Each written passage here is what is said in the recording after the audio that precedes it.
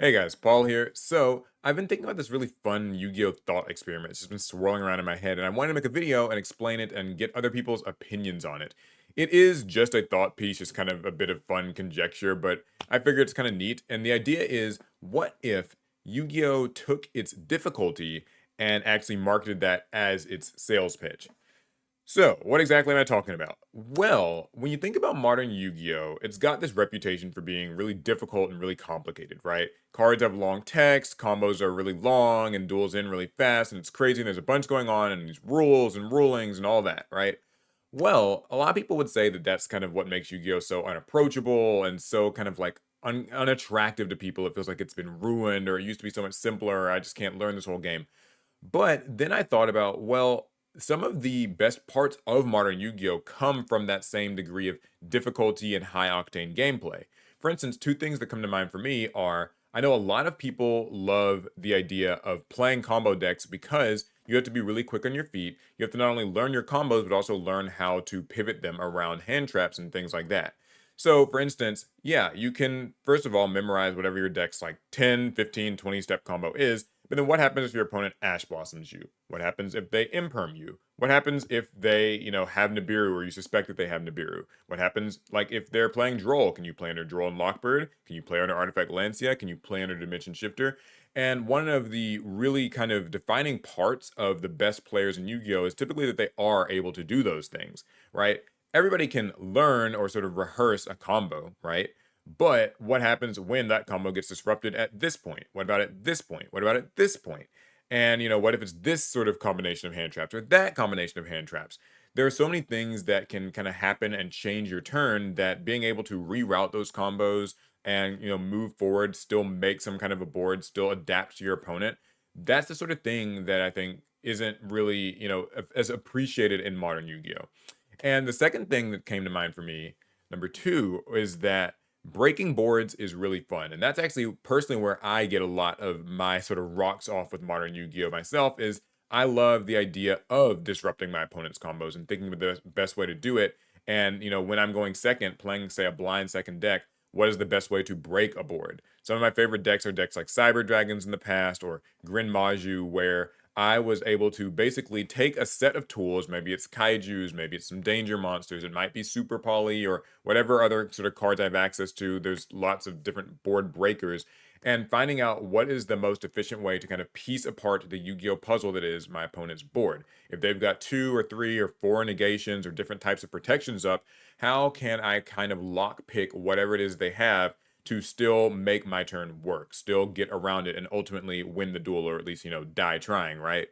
And so I find that those challenges can be really fun. And so it got me thinking, well, there are actually other games that sort of pride themselves on, or at least, get a lot of respect and notoriety for being difficult games to get good at.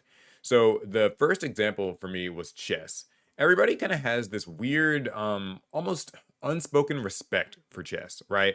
Where people who are, chess grandmasters, there's just a certain level of reverence that we all have for the idea of like somebody who's smart enough and savvy and shrewd enough to be like a chess grandmaster.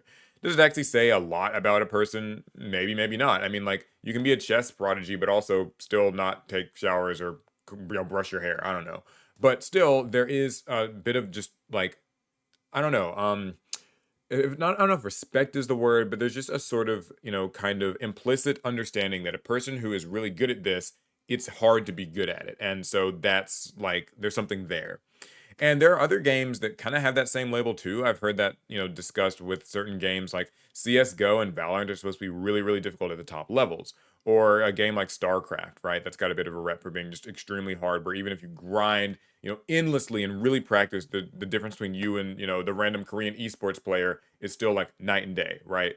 And so it kind of gets me thinking, well, what if Yu-Gi-Oh actually sort of turned this all on its head and Konami decided to market Yu-Gi-Oh as a difficult game? So instead of what the current Yu-Gi-Oh sort of marketing is, which is throw Yugi and Kaiba onto stuff and kind of pull the nostalgia sales and call it a day, and then maybe just release other packs in the meantime, how interesting would it be if they kind of, I don't know exactly how they would do this, but if they just kind of decided, okay, Yu-Gi-Oh is not even going to be an accessible game. It's not even going to be easy. It's rather, can you handle this, right? Like you could get Eric Stewart to do sort of a, voiceover campaign for Kaiba saying like literally Yu-Gi-Oh! Like Duel Monsters has become more complicated and more difficult today, and only the best and most cerebral players are able to come out on top.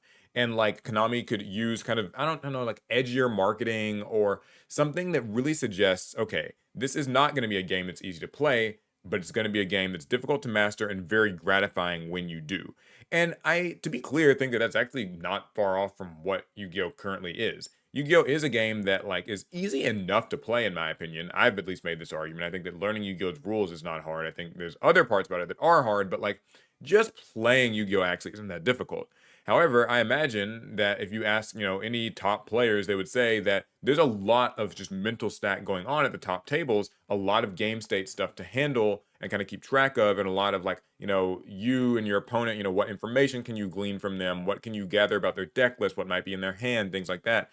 And so it just got me thinking like maybe Yu-Gi-Oh would be more successful if it could get a reputation for being hard. So instead of it being like the game where, oh, the card text is too long and the combos are too long, it's like, can you handle this much card text? Can you handle making, a really long combo and then having to pivot it when your opponent disrupts you? Can you handle the task of, solving the puzzle that is breaking this board? It makes me think that that might actually be able to draw an entirely new crowd of people to the game that, might not have necessarily seen it for that before. Like a lot of people, I think, still view Yu-Gi-Oh as just this thing from their childhood that was easy and fun, and it's like the anime, and they break the rules, and it's kind of crazy. Heart of the Cards, Blue Eyes, Dark Magician, and that can all still be there certainly. But I think that if Konami was to maybe, you know, just like lean in harder on the fact that this game is tough and the fact that there's like more ranking to it and all of that, there might be a lot of success there. Like right now, for instance, Yu-Gi-Oh doesn't really have like a formal ranking system. It's just sort of like, well, I mean, I guess you get your tops and you just sort of keep up with how many tops a person has or how many, premier wins or something a person has. But it all feels rather unofficial. And I think that if there was more of like a ranking and a leaderboard where like somebody could be the whatever the equivalent of like, a grandmaster in chess is, that could go a really long way. And I don't know. It seems like something that could be really cool. Now, of course, there are downsides to this. Obviously, this is not like some perfect solution that's going to save Yu-Gi-Oh tomorrow. And that's not what I am trying to get at here.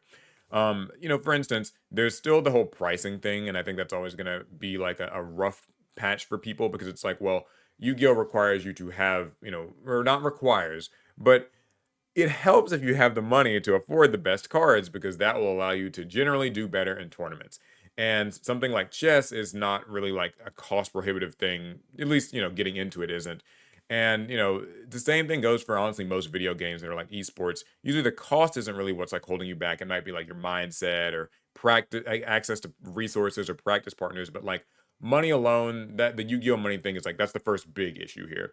The second thing probably is just the fact that like there are going to be people who want to play casually, and I feel like this would just be like pushing. If even the marketing is pushing that you're like supposed to be a tryhard in this game, that might sort of suck for people who just don't want to do that because that mentality and like sort of that the mindset would leak into locals more and stuff, where people already kind of feel like they're above you if they're a little better than you are at Yu-Gi-Oh, which isn't true by the way. Being good at Yu-Gi-Oh does not make you like a good person. It just makes you good at Yu-Gi-Oh.